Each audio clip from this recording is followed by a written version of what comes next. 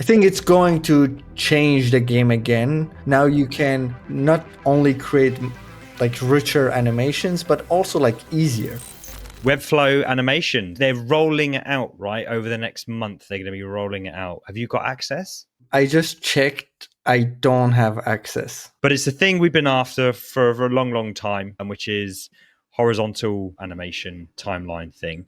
But it's very reminiscent of our old boy Pinegrow, which were the kind of OG GSAP timeline editor. But I'm really excited. Yeah, it's super cool. Like you can create more complex animations much easier, especially when it comes to animating text. Like previously in Webflow, it was really difficult to animate text. It was easy, but it was time consuming because you had to animate, letter by letter. But right now you can just, use the GSAP text split, which all is included for free.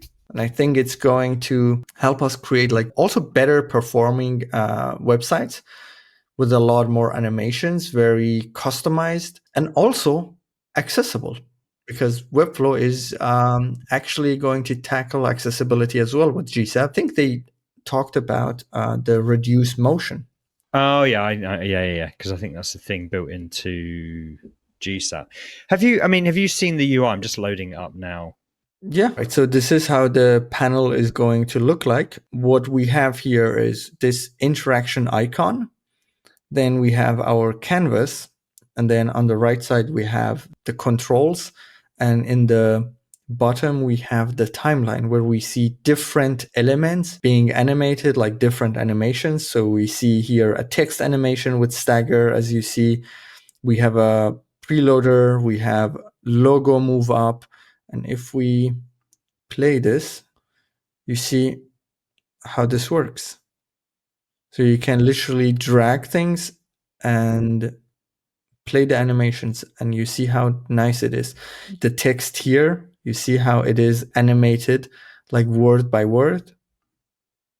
So previously you couldn't do this without code and just in one go.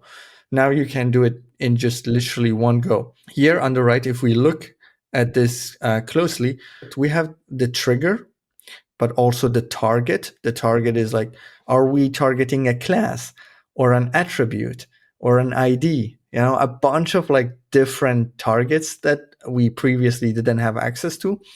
And then here you have the properties that you can animate, from height to size and, to transforms, but also class. So you can actually toggle, add or remove a class. I'm looking for something that allows you to change HTML values or attributes, because this is the thing that my video that got big a while ago was talking about how the interactions panel is not accessible.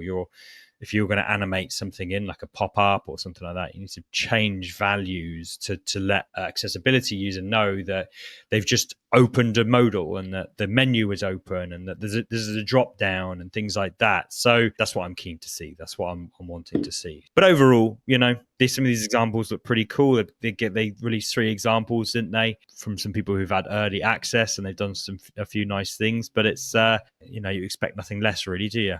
I think it's going to change the game again, especially comparing Webflow to Framer and a bunch of other tools. Now you can not only create like richer animations, but also like easier. Like I really want to emphasize on this point. There are a bunch of pre-made animations, and you have an animation kind of like library system where you can just make an animation, let's say for text, and then you can apply this to other things. Like previously you had to match the class, like a bunch of things. Now you can just have like one class and then say whatever children that exist within that class, stagger them, and it just works.